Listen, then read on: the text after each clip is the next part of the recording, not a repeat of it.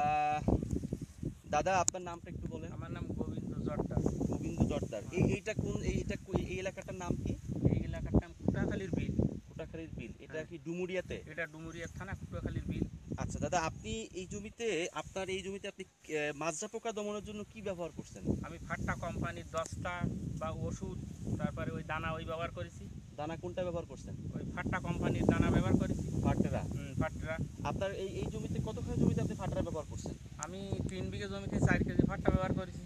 আচ্ছা, আপনি ব্যবহার করার পরে আপনি কি ফল দেখতে পারতেছেন ফাটরা দেওয়া জমিতে? কারণ গতবার যা করিলাম তার চেয়ে এবার ধানটা খুব সতেজ চকচকিয়ে, আর এত ফলন তো আমাদের বয়সে এই জমিতে হয়নি। এই বছর সেই জমিতে ধান সুন্দর হয়েছে বা জমিতে ধান চকচকি হয়েছে।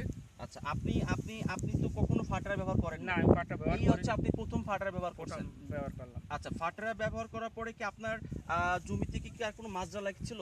ফাট্টা ব্যবহার করার পরে জমি ওই জমিতে সতেজ ধান ওইরকম তেজি থাকি গেল, ওইভাবে ধান হয়ে গেল। কোনদিন কোনো ওষুধ ব্যবহার করতে হয়নি, কোনো কিছু করা হয়নি, ওইভাবে ধান হয়ে গেল। ধানটাও পরিপুষ্ট হয়েছে, এবার বেশি ভালো, ধানটাও খুব সুন্দর হয়েছে। এত সুন্দর ধান আমাদের হয় না, কারণ লবণ এলাকা, এখানে ধান পুড়িয়ে যায়। পুড়িয়ে যায়।